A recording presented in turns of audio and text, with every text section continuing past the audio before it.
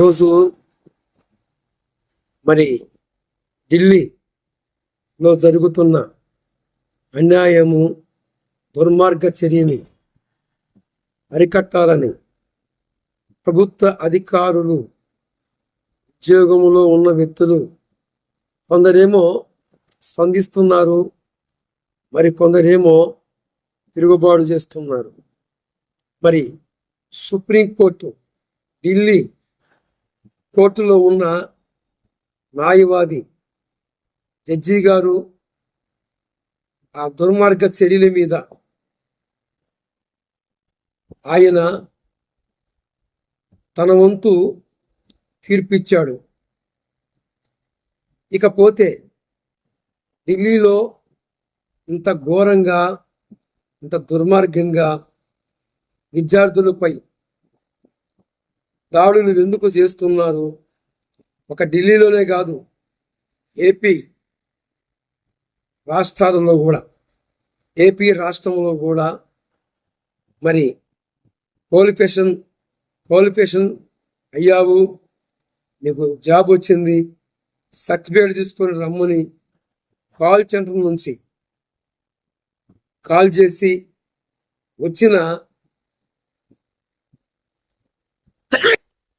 వచ్చిన విద్యార్థికి ఉద్యోగం ఇచ్చారా అంటే ఉద్యోగము ఇలేదని చెప్పాలి. ఈరోజు డిగ్రీలు సర్టిఫికెట్స్ ఉన్నప్పటికీ, అన్ని విధములుగా మార్కులు వచ్చినప్పటికీ ఈరోజు విద్యార్థులు ఆఖరికి కూలి పనికి, వ్యవసాయానికి, మెకానికులుగాను, ఇక ఆఖరికి కొన్ని చిన్న షాపులు పెట్టుకొని, అంటే ఉన్నతమైన చదువులు చదివింది, ఉన్నతంగా అనేక రకాలుగా కష్టపడి మాస్టర్ చెబుతున్న పాఠాలను సేకరించి గురువుని మించిన శిష్యులుగా మార్చబడిన ఆ విద్యార్థి ఆఖరికి ఏమైపోయాడు అంటే ఒక కూలివాడిగా, ఇతరుల కిందకి పనికి వెళ్ళే వానిగా మార్చబడుతూ ఉన్నాడు. ఈరోజు తెలుగు రాష్ట్రంలో కూడా మరి విద్యార్థులని ఎంత ఘోరంగా, ఎంత దుర్మార్గంగా, నిన్న విజయవాడలో ఢిల్లీలో జరిగిన ఆ పరిస్థితిని బట్టి విద్యార్థులు సానుభూతి తెలియపరుస్తూ ఉంటే, మరి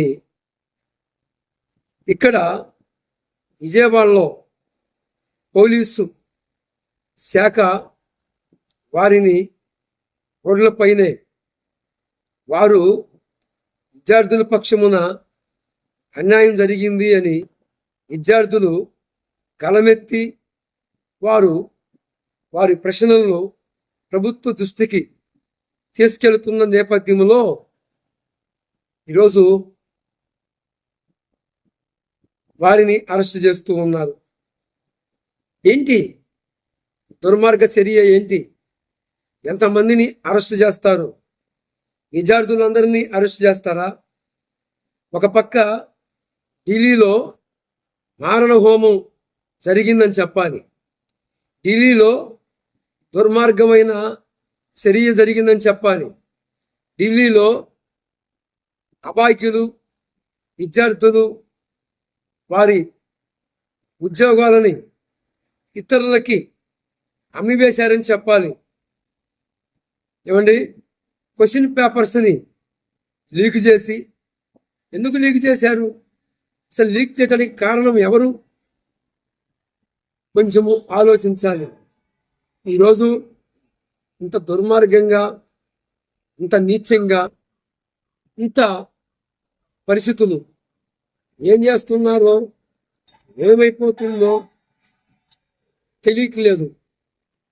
ఏమండి, కొంచెము ఆలోచించండి. ఏపీ రాష్ట్రంలో క్వాలిఫికేషన్లు వచ్చి కాల్ సెంటర్ నుంచి కాళ్ళు